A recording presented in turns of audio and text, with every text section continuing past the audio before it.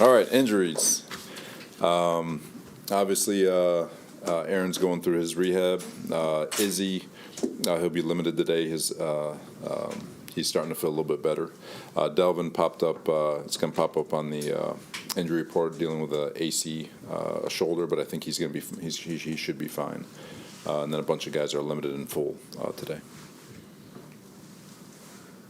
What about the guys, Robert, who are in the IR window? Other than Aaron? Yeah, so it's Wes and Hardy. We'll get a good evaluation today and make a decision. Yaboa's too? Yaboa's part of it. Not anticipating Yaboa quite yet. Is Aaron going to practice today? Yes, I believe he. I think that's part of his rehab schedule is today. So he's alternating. So no one's ruled out then for Sunday on the injury report? On the injury report, the guy who's ruled out is Aaron. Right. I'm just looking at it. He'd be the only one. Robert, is this, we're in December now with 7 losses. Does this start to feel like the playoffs kind of start now for you guys? I feel like the playoffs are always from week 1 all the way through. You could say it's almost sudden death, I guess you could say that, but you always have to have the mindset to play everything like a championship game and train yourself to operate that way. If you're waiting to ratchet, to turn it up, when it becomes life or death, I guess you could say, it's too late. So, we've got to continue the same approach with regards to mindset and training ourselves to approach every moment like a championship moment. But yeah, our backs are up against the wall, and we got to continue swinging. The fact that Aaron has said about his potential comeback, that if the guys are still in the hunt, does that add an extra layer of motivation to this whole big picture? It shouldn't. Like I said, if that's an external motivator, we should already be motivated to be our best, and that's what we're trying to train.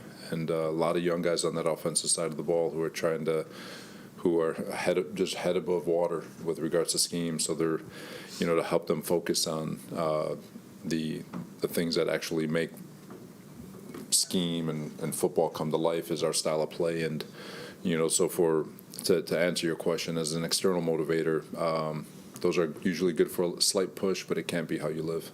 You mentioned getting younger on offense. Has there been any considerations or just sort of, whether it be change play calls or change the way that they're operating the offense from a coaching perspective? Is there any thought process to that at this moment? No. We've done a couple things with sending Hackett to the box and having him sit next with him and Downing sit next to each other, but as far as play calling and all that stuff, it's already a collaborative effort with how we game plan, and but as far as calling the game, no consideration. How critical is it for you guys to get someone to emerge as kind of the number 2 target, and just take some of the attention off of Garrett, and then he can stop pressing and maybe this offense can go a little bit? No, it is big. When you look at the team we played last week, you got Waddle, you got Tyreek, and Garrett already garners a lot of attention. But the number 2 can come in many forms. It can come in the form of a run game. It can come in the form of the tight ends, backside of the backfield in the pass game. So it can come from anywhere. And we've got guys here that we think are capable of it. We just got to continue to find ways to develop them. But it's an exciting time for the 3 undrafted rookies that we've got that are being thrust into action to see if one of them can emerge over these next 6 weeks. And so there's a lot of things to be excited about, but it is critical to find a number 2 option to relieve him of some pressure. You've been high on with this week's game, Falcons, the running game that they have, they've got 3 guys in the backfield that can, make plays. What are you looking at as far as going up against them? Yeah, they're a talented bunch. O-line, it's year 3 of the scheme for them. They're in sync up front with how they operate. The 3 backs they have, they're all unique in their style. Also, that's what makes them pretty cool. Their first-round pick is dynamic. He's going to be special. But all 3 of them are unique, and they have a play style that's pretty cool. On the outside, you got the Pitts kid. You got Drake London. John, who does a great job. So they're really good all the way around. And I think Ritter, we had him at the Senior Bowl. I think he's a young, exciting quarterback. He's just got that bravado to him. Just remembering from the Senior Bowl, that's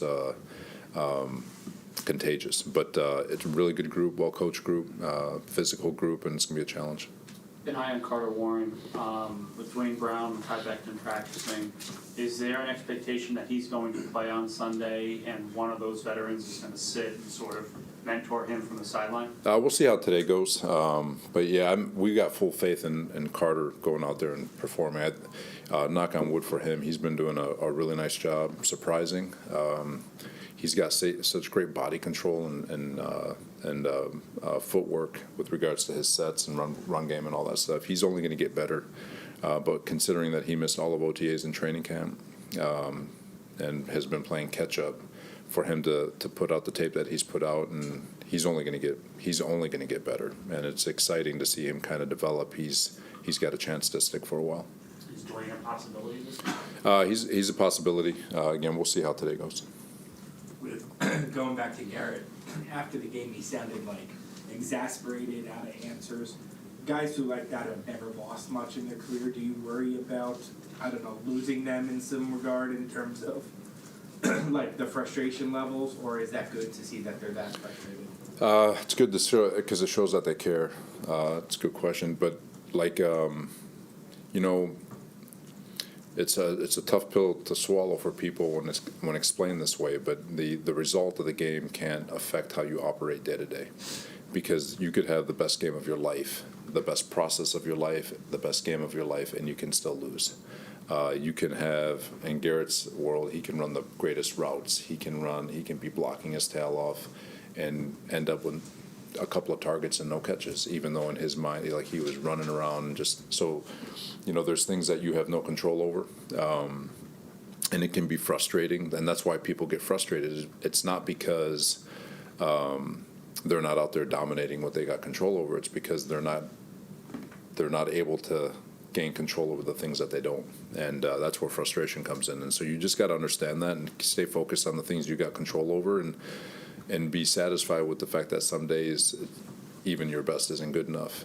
But if you put your best forward day in and day out, and you have great process, and you're dominating the things you've got control over, especially with a guy like Garrett, more often than not, he's gonna perform. He's gonna have the production of a number one receiver that we all know he is. Take a couple more. Robert, one of the things you got a lot of praise for when you got this job was the job you did in San Francisco in 2020 when you guys had a number of injuries to key players.